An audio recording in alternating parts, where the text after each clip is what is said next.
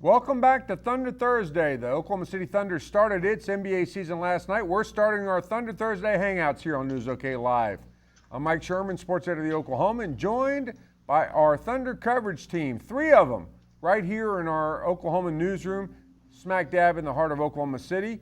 From the sports department, columnist Jenny Carlson. Hello.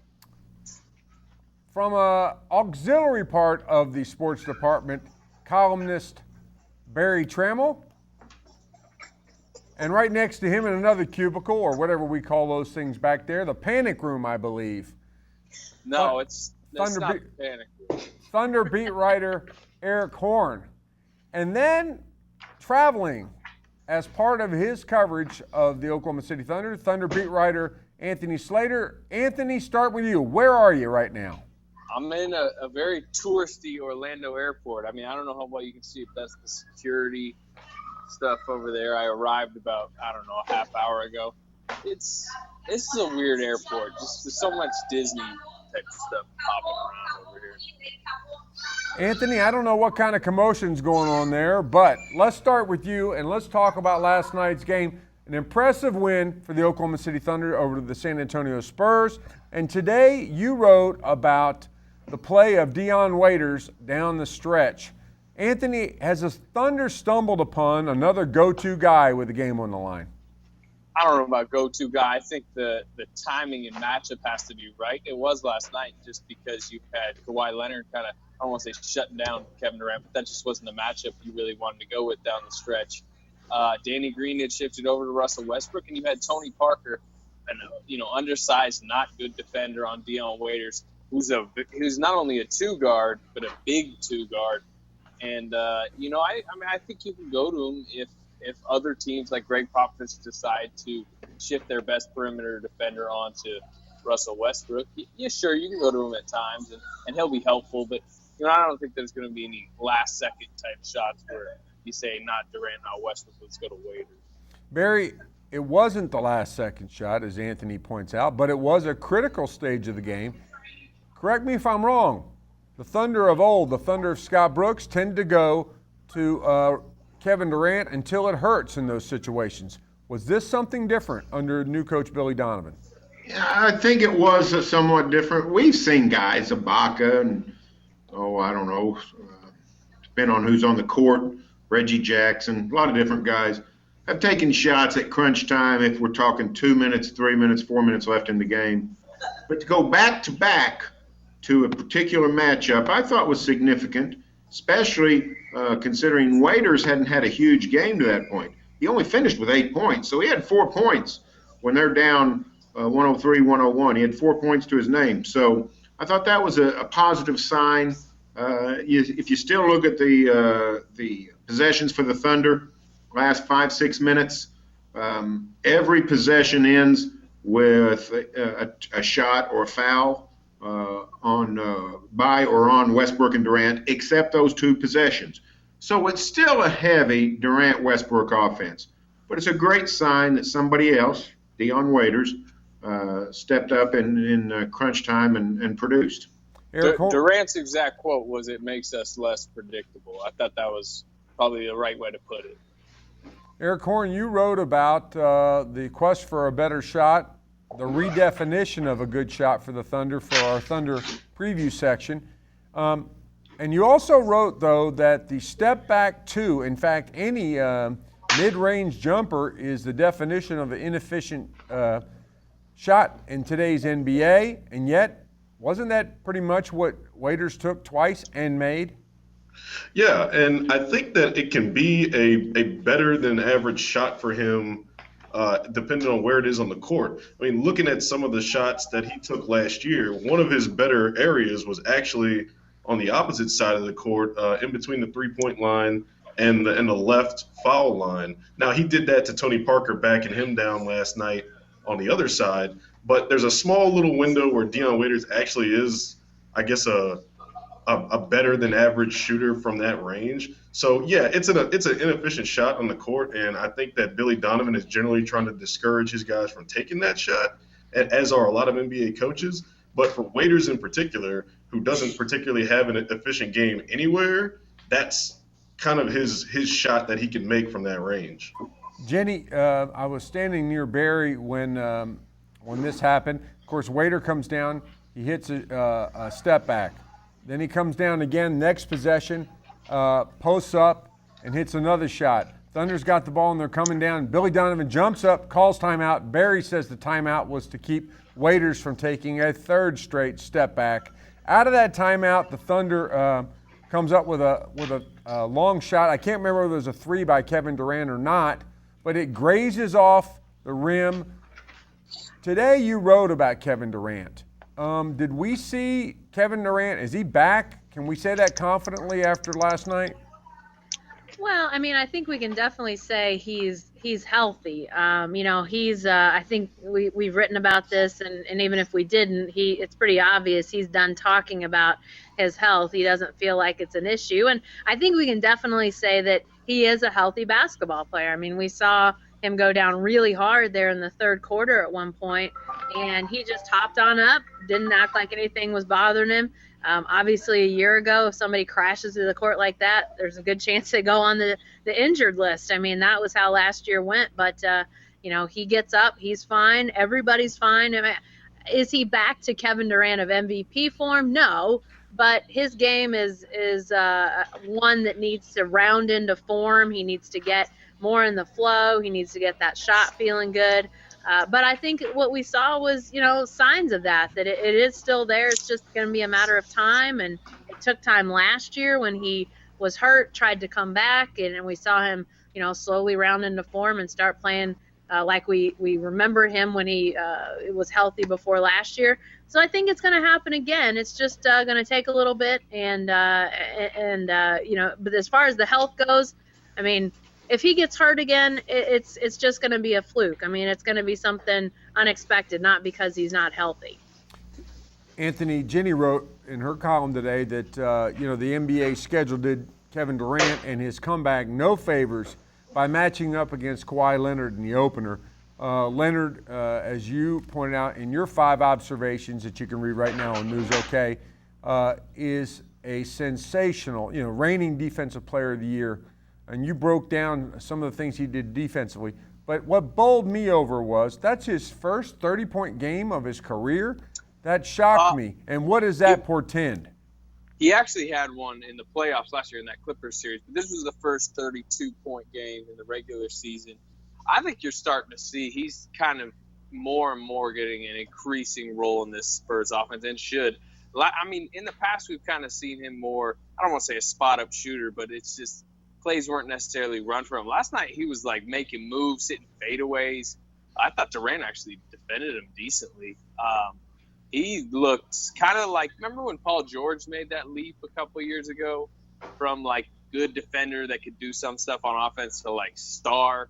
I think Kawhi Leonard, who's honestly I probably think's a better defender than Paul George, looks to be making that leap. And then, into that echelon of, LeBron, Durant, Paul George, and Leonard as those 4 top small forwards. Barry, name a better one-on-one matchup than Leonard Durant. Well, I mean, if Leonard keeps playing like that, I'll say Leonard LeBron James, for crying out loud. I thought Leonard was incredible last night. But it's an excellent matchup, no doubt about it. I could trying to think of who could you put on against Russell Westbrook that would get you that excited in terms of a one-on-one matchup. Not John Wall. John Wall, maybe. Yeah, maybe. Certainly not Curry.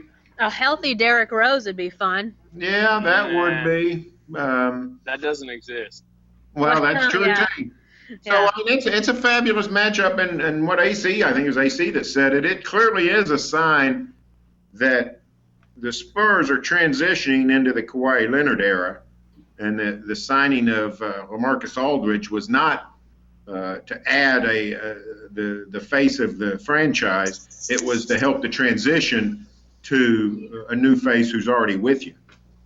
Eric, our man Rob Backus, who designs a lot of our covers, a lot of our special sections, I thought he had an excellent idea and it makes me sad that the Spurs and Thunder aren't playing again until March. What do you think of that whole fight card, Leonard Durant, Sugar Ray Leonard, Roberto Duran kind of matchup that Rob had an idea for? Can we carry that off? I think it would be a great idea, and by then, I think it almost works in our favor that we have so much time in between matchups because we can kind of sit down and build up the expectations and make a nice little graphic to where we can have the two like facing each other, and then we'll have like the reach and the age and the points per game, and it'll be like this big poster that we can like send out all over the internet and stuff. But anyway, yeah, that's a great matchup, and I think Kawhi Leonard, like Anthony said, is ready to make that Paul George-esque leap, and I think Durant may have his next foil in the Western Conference in Kawhi Leonard, who is going to be the focal point of the Spurs going forward. Eric, speaking of that matchup, I'm going to get you on it right now. You get Sugar Ray Leonard on the phone. Anthony, you get Roberto Duran on the phone, and then we'll start on that. No mas. Hey, speaking, Anthony, Billy Donovan's debut, he was mic'd up on ESPN. You guys were down at courtside. You, Jenny, Eric were down at courtside. Barry and I were up a little bit higher. Didn't get to hear Billy Donovan. What did he sound like? How verbal is he during games, and how different is it?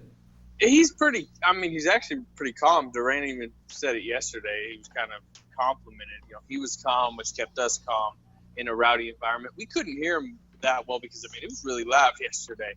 I think where we maybe got a better idea of how he's coaching was preseason. Much quieter environment, down there.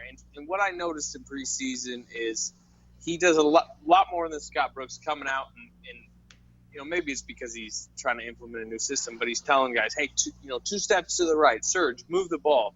Kevin, running this play. And he was kind of moving guys around, making sure he's promoting ball movement at all times, really drilling it in their head. And, I think that's good. And then the other thing is he really lets his assistants coach too. You'll see Monty Williams come out and talk to Kevin Durant a lot. Mo Cheeks will come out and talk to Westbrook. There's no ego with this guy. We heard it when he got hired, and it's so clear, even a month into his tenure. Barry, when Anthony says there's no ego with this guy, we heard the same thing about Scott Brooks. There's no ego with this guy, and yet we basically have Kevin Durant saying he's so positive and supporting. He's letting his assistants coach. A lot of ways it sounds a little bit like the early days of Scott Brooks. Or the late days of Scott Brooks. Yeah, I don't think Sam Presti wanted to throw the baby out with the bathwater when he changed coaches. There was a lot of things he liked about Scott Brooks. I think he wanted somebody who did put the players first, somebody who did cultivate relationships, somebody who was not a big ego guy. So I think the Thunder likes most of its ego to reside in its players. So I think that's what Sam was looking for. So I don't think he was looking for a polar opposite of Scotty Brooks. I think he was just really trying to find a better tactician.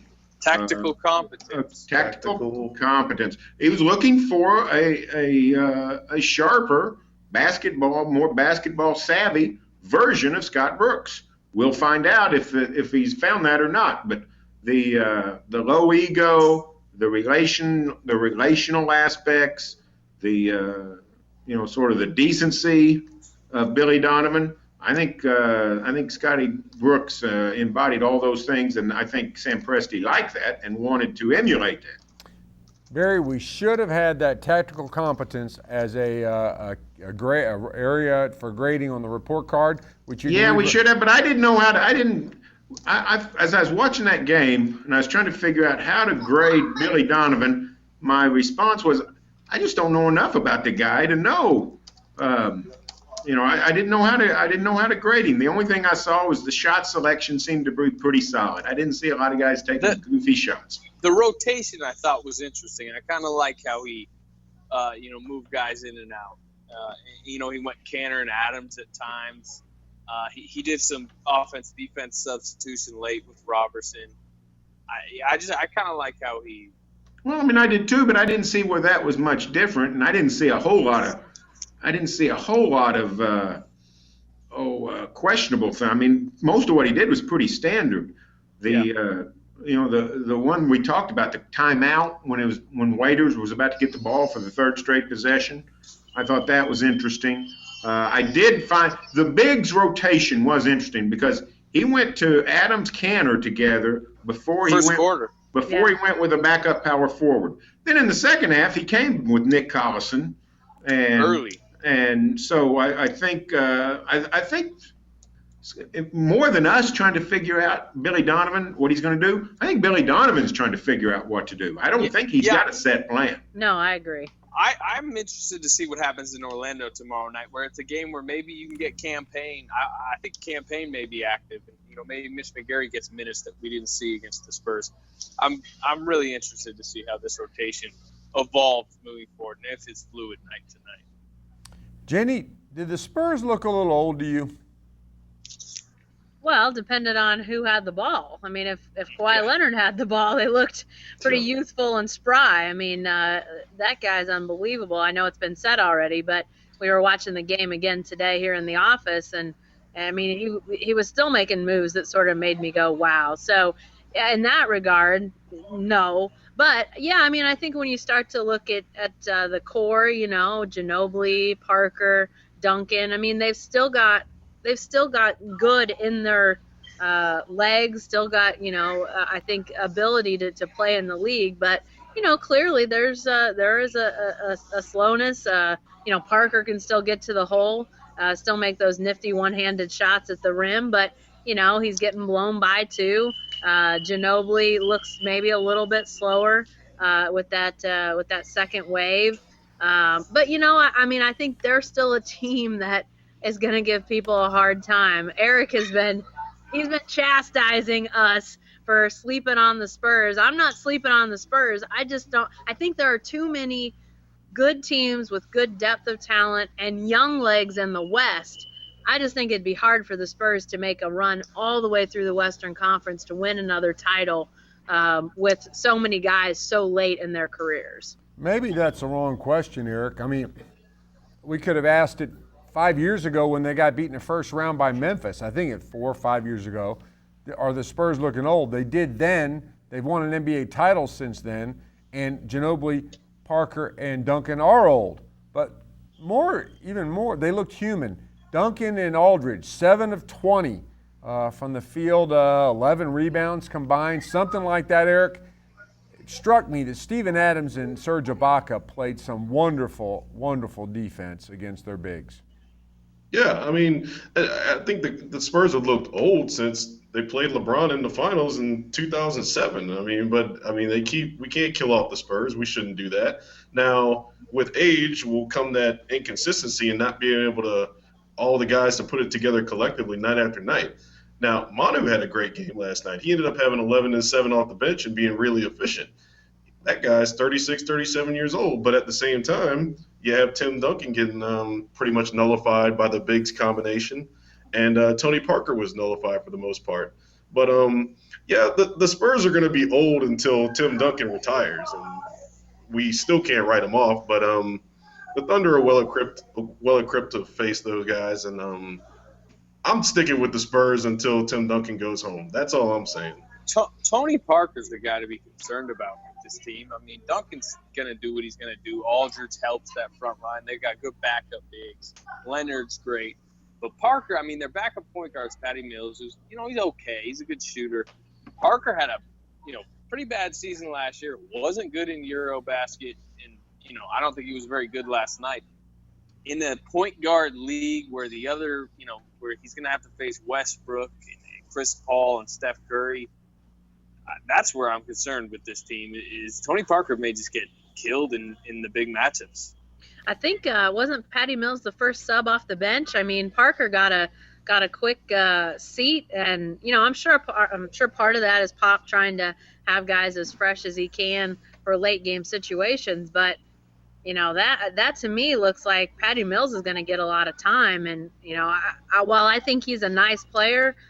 Maybe, when you talk about backup point guards, definitely a guy that a lot of other teams would like to have as their backup point guard. But, if he's going to spend a lot of time guarding Russell Westbrook, Chris Paul. I mean, those guys. I just don't see that working Yeah. out great for the Spurs. Yeah, just look what happened late in the game. Tony Yeah. Parker's on the floor. They tried to hide him on Dion Waiters, and the Thunder said, that's the matchup we want, and it worked.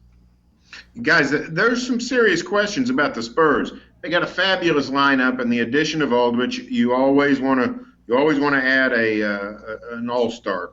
However, they've got some holes on this team. In the past, they've had Patty Mills as a backup point guard for offense. They've also had Corey Joseph to come in to play point guard defense. He's gone to Toronto now. They have no center on the bench behind Tim Duncan. So when No rim Enes protection. when Enes Kanter goes in and starts getting every rebound, the Spurs don't have a lot of an answer for that.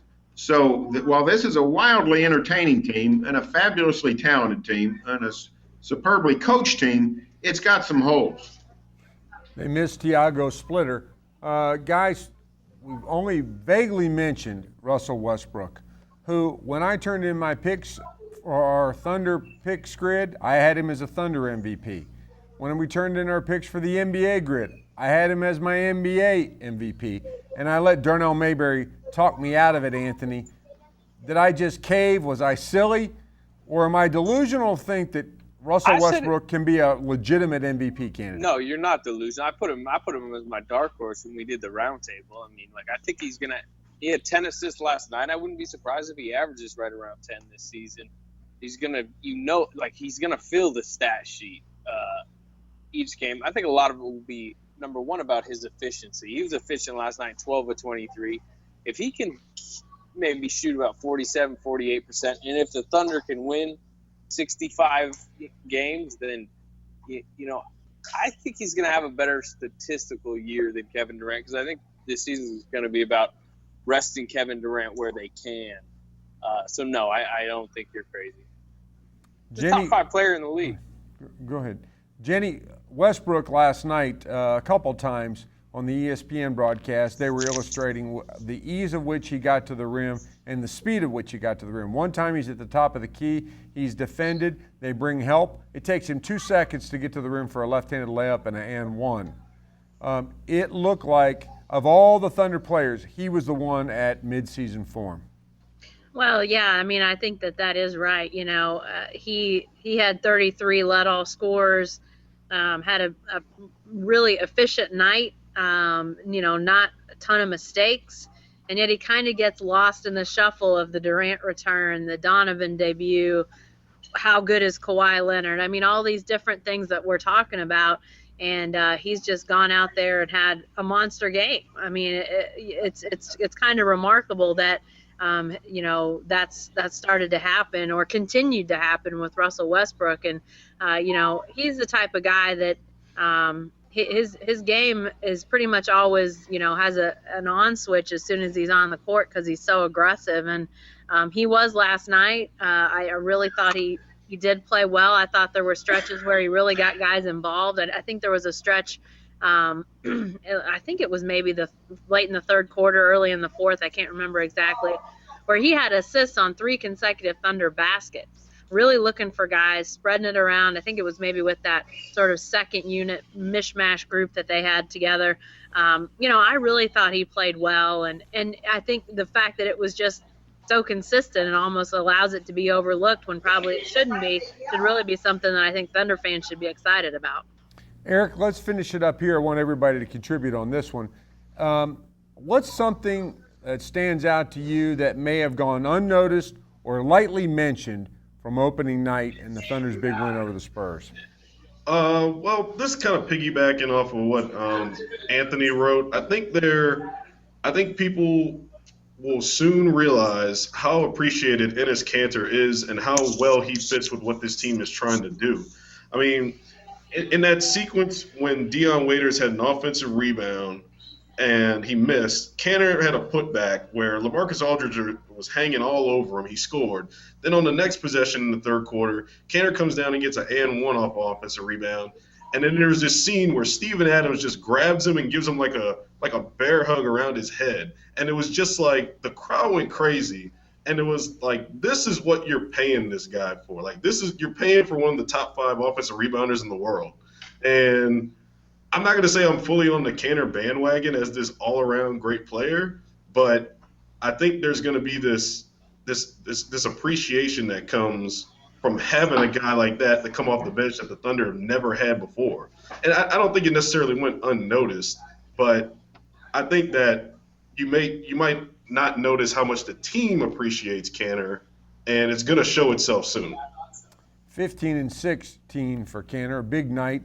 Jenny, what's your unnoticed or lightly mentioned one thing from that game? Oh man, I think it was interesting who wasn't used, and I'm curious to see how that changes in the next couple games. Cam Payne is inactive.